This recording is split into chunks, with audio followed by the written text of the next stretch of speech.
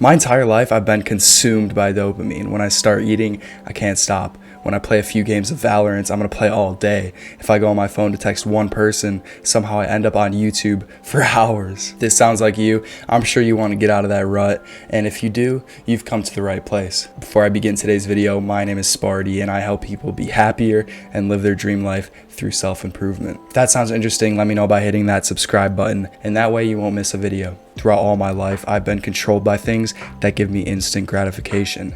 Things like my phone, Netflix, and YouTube seem nearly impossible to stop doing once I start. Even until extremely recently, I was very addicted to YouTube videos about self-improvement. This pretty much tricked my brain into thinking I was doing something productive, but in reality, I was just wasting my time. If I wasn't on my PC playing video games, I was on my phone. If I wasn't on my phone, I was watching Netflix. I was always using something to stimulate my mind for that release of dopamine. I'd known the detriments of the things that I was doing my entire life, but it really didn't hit me until I stopped doing these things. I'm sure you've heard all about how bad your phone is for your mental health, but for some reason, you're still on it. If you don't know what you're doing to your health, I'd really recommend looking it up online. But I'll go through a few things in this video that you do every single day on your phone that's just horrible for you. The first thing you do while you're on social media is you compare yourself to other people.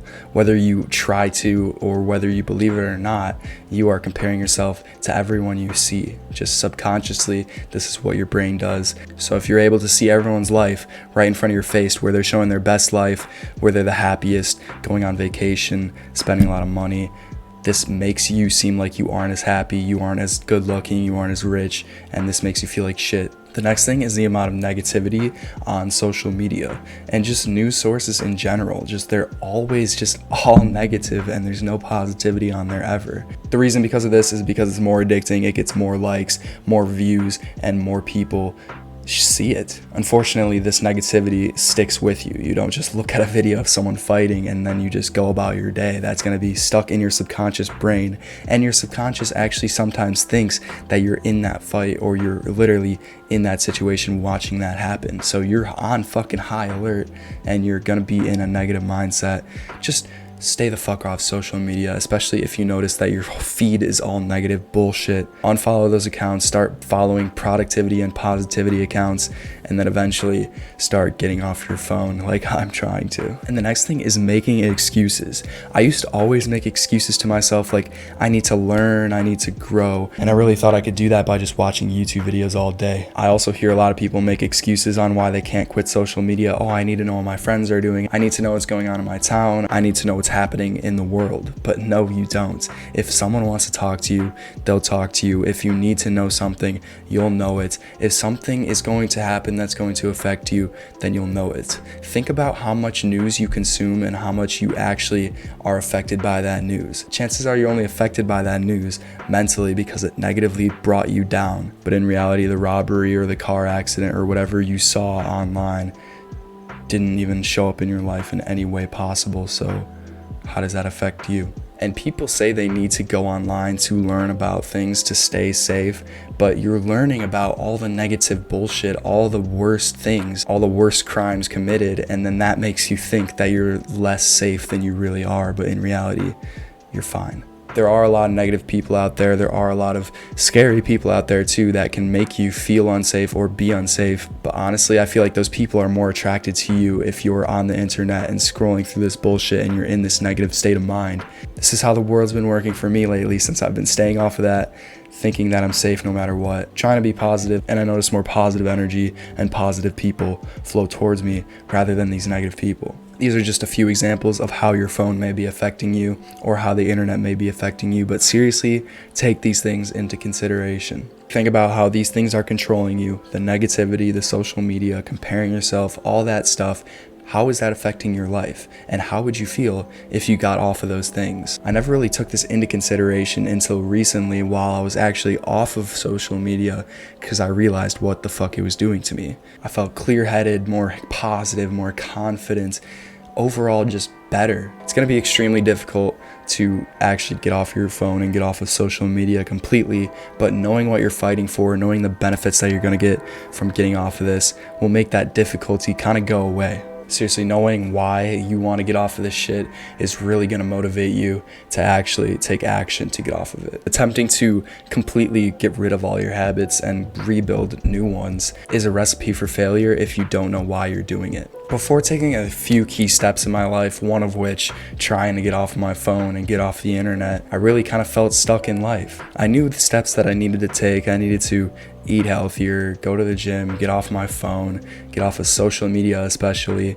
but it was just too difficult to make these changes in my life. I thought, I just need to get rid of these old habits and get these new ones into my life. Should be simple. Here's what I want you to do. Next time you feel stressed out, think about what you feel like doing. Maybe that's going on your phone, smacking the old vape pen, or going on Netflix and tossing on your favorite show. Now think of some things that you want to do, but it feels like you don't have enough energy or time to do them, or they simply feel too difficult. This can be eating healthier, going to the gym, picking up an instrument, or even learning a new language. Anything that is hard in the moment but will give you gratification over an extended period of time is something called delayed gratification. The main goal for me at this point in my life was to remove as many habits that gave me instant gratification while adopting ones that would give me delayed gratification. The first step I took, besides watching a bunch of YouTube videos and gaining a bunch of knowledge, I started spending more time with myself. I used to spend a lot of time with other people, and I would almost rely on them for my happiness. I'd always heard people in the self-improvement industry say, focus on yourself and put your head down for a bit. But once I truly started spending time with myself, I learned about myself and my thought patterns. I learned different ways to conquer myself and live my best life instead of being stuck on social media all day, comparing myself to others and feeling like shit. I used to scroll on Instagram and Snapchat all day thinking, whoa, what is everyone else doing? Who's doing that?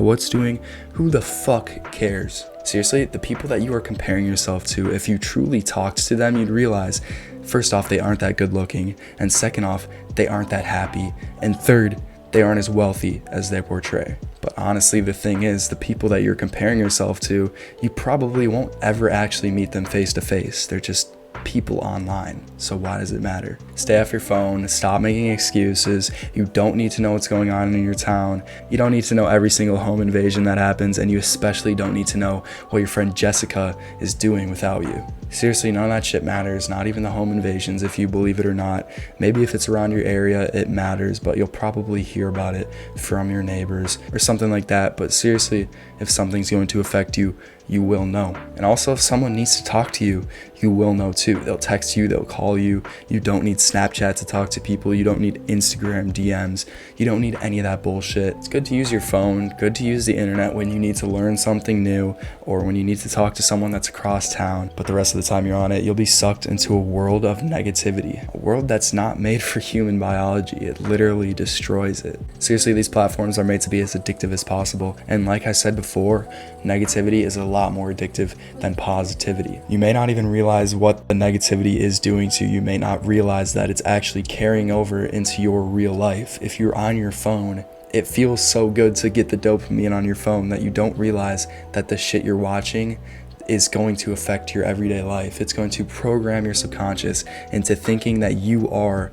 that negative person, that negative thought, whatever is on your phone, that negative bullshit. Your brain is going to think that's you. That's what your subconscious does. It doesn't know the difference between reality and your fucking imagination or a movie or your phone. So when you're on your phone seeing all this negativity, this transfers over into your everyday life. So cut that bullshit out. I know how it is though. It's hard. I was the same way. I was addicted to learning about negative news, comparing myself to others, and just looking my best on the internet for other people's sake. This just reminded me of one more thing, is I used to do a lot of things for other people, and not just like in a nice way. Like I literally used to change myself for other people that I didn't even like, people that were literally assholes. Like I would change myself to like be an asshole around them, and then they'd think that's funny, that's cool, whatever. I would change myself to be that so that I would fit in. But getting off of social media, focusing on myself has made me realize that that's not the type of person that I want to be.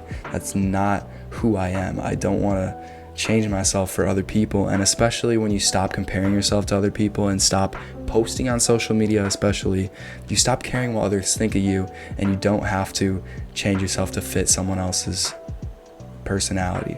You can be yourself.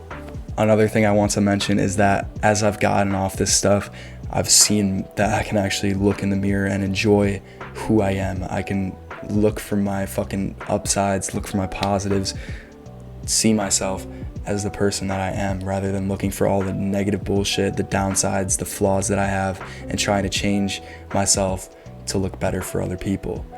I know I'm perfect just the way I am, and you're perfect just the way you are too. Seriously, now I look in the mirror and I'll literally hype myself up. The more I do this, the more confident I become, and then the more confident I am, the more I can just be myself and continue to hype myself up, and it's just a constant cycle of positivity. I haven't felt this way in a long time, if ever. I truly love myself.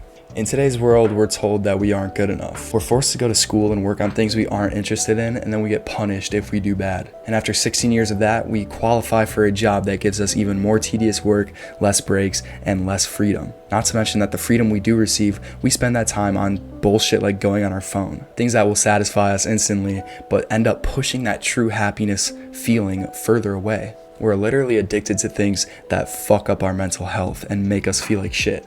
We're addicted to the negativity that carries over with us throughout the day that we end up spreading to other people. No wonder no one has self-love nowadays. This world, at least how it is now, is not a place for happiness. We're constantly forced to do things we don't want to do, whether that's going to our shitty job, paying taxes, or even just trying to fit in. I'm here to tell you that you don't need to fit in. You're perfect just the way you are, and although you may not be in the position that you want to be in today, by delaying your gratification and not falling into the trap of instant gratification, you can love yourself again too. This has run long as fuck, so I'm probably going to wrap up today's episode, but in the next episode, I will go over how you can start slowly adopting some of these good habits. I will share good habits I've adopted, some strategies that have helped me to adapt those habits, and some tips to get rid of the shitty habits. If that sounds interesting, stay tuned for the next video, or check the link in the description a couple days after. I should have that video out soon. Although I didn't go too into depth in today's video, I hope you have a clear understanding of what delayed gratification is, and what instant gratification is, and what some examples of each of these things are. Instant gratification is going to be something that you want to stay away from because it's going to be addictive, it's going to control you, and it's going to take up a lot of time and a lot of energy. On the other hand, delayed gratification takes even more time and energy, but that happiness, that good feeling of achieving a goal, and that habit will stick with you forever. Really take a minute to write some of the things down that reward you with dopamine instantly and gain knowledge on what those things are doing to your body. That way you'll know what to stay clear of and why to stay clear of it. I hope this video gave you a clear picture on what good and bad habits that you have and what they're actually doing to you. Having this knowledge will motivate you to take the steps in my next video in order to erase these habits and build brand new ones. I hope you guys learned a thing or two in today's video. I'll catch you in the next one. Peace.